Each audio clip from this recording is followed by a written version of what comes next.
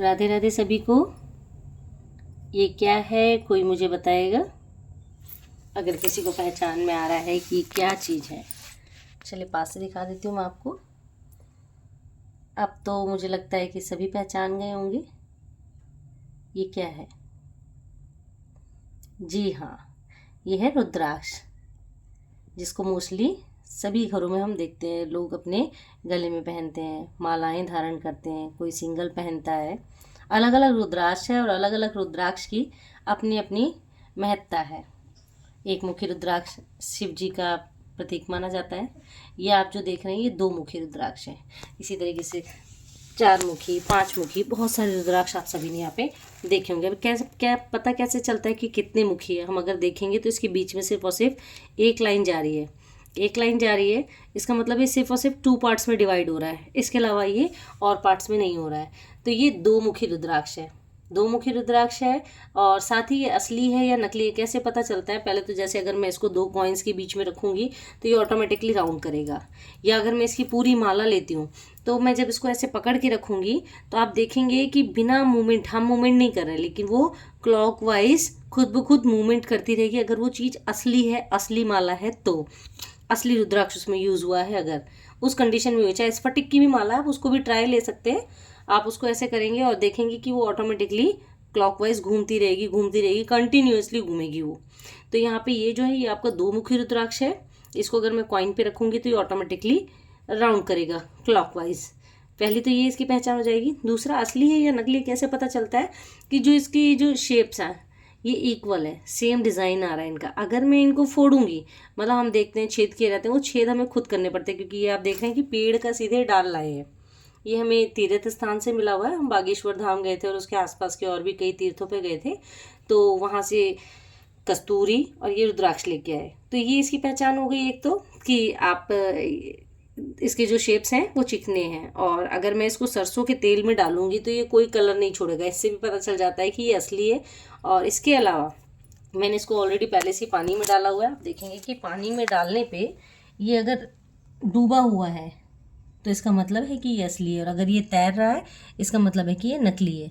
तो इससे भी मुझे पता चल रहा है कि ये असली है या नकली है।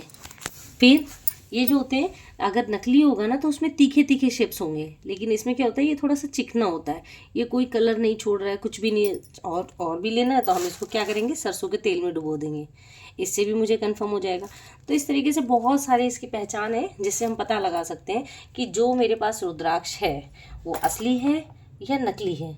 अभी मेरे पास थोड़ा कॉइन, जैसे बड़ा कॉइन, क्योंकि ये रुद्राक्ष थोड़ा सा बड़ा है, तो अगर इससे बड़ा साइज का कॉइन होगा और उस पर जैसे ही मैं रखूँगी ना तो ये ऑटोमेटिकली क्लॉकवाइज मूवमेंट करने लग जाएगा। यही सारी इसकी पहचान होती है। अगर आपको मेरी दी हुई जानकारी अच्छी लगती है तो चैनल को लाइक करें, सब्सक्राइब करें। और इसके अलावा अगर आपके पास कोई और अच्छी इन्फॉर्मेशन है, इसके बारे में और अधिक जानकारी है, तो आप मुझे वो जानकारी भी दे सकते हैं। आप मुझे कमेंट के माध्यम से सारी चीज़ें बता सकते हैं। ये देख सकते हैं, ये आपकी ये रुद्राक्ष है और ये है आपका कस्तूरी। कस्तूरी कौन सा कस्तूरी? जो हिरण की नाभि में पाया जाता है, जिसके बारे में हम अपनी क्लासेस में बहुत पढ़ते थे कि भाई कस्तूरी कहाँ पाया जाता है। कस्तूरी तो जी उसकी नाभि में पाया जाता है, जिसको वो पूरे वन में ढूंढता फिरता है।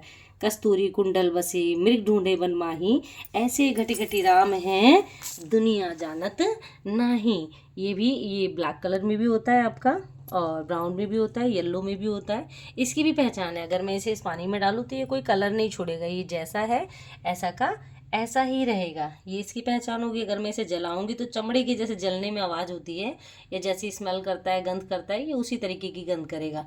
इसके अलावा इसकी अपनी खुशबू अद्भुत है। अगर मैंने इसे लिया हाथ में और इस हाथ में लेके मैंने किसी के हाथ पे ऐसे कर दिया तो ये ऑटोमेटिकली खुशबू इसमें इस हाथ पे पहुंचा देता है। बहुत ही प्यारी खुशबू आ रही है। तो इस तरीके से ये इसकी पहचान है। और बहुत सारे लोग पूछते हैं कि हमें, मतलब ये रुद्राक्ष आप सभी ये तो जानते ही हैं कि ये नेपाल के पहाड़ी एरिया में सबसे ज़्यादा पाया जाता है। तो कम से कम इसको तैयार होने में, असली रुद्राक्ष को, नकली तो आजकल बहुत है, तो इसको तैयार होने में 15 से 18 साल का टाइम लगता है। और अगर इसे मुझे पहनना है तो कौन से समय पहनना चाहिए, किस दिन पहनना चाहिए, तो मैं इसको क्या कर सकती हूँ, अमावस्या, पूर्णिमा, सावन या सोमवार, और नहीं तो शिवरात्रि, किसी भी दिन पहन सकते हैं क्योंकि ये रिलेटेड टू शिव। इसे रिलेट करता है किसको, शिव को रिलेट करता है, तो हम उससे रिलेटेड किसी भी उस पर पहन सकते हैं। और बाकी भगवान का सब कुछ है, तो ये भी भगवान का है, जब भी धारण करेंगे आपका भला ही होगा, आपका कल्याण ही होगा। तो इस तरीके से कुछ पहचानें होती हैं हर एक रुद्राक्ष की, जो मैं बताने की कोशिश कर रही हूँ। चलिए नेक्स्ट वीडियो में मिलते हैं। राधे राधे।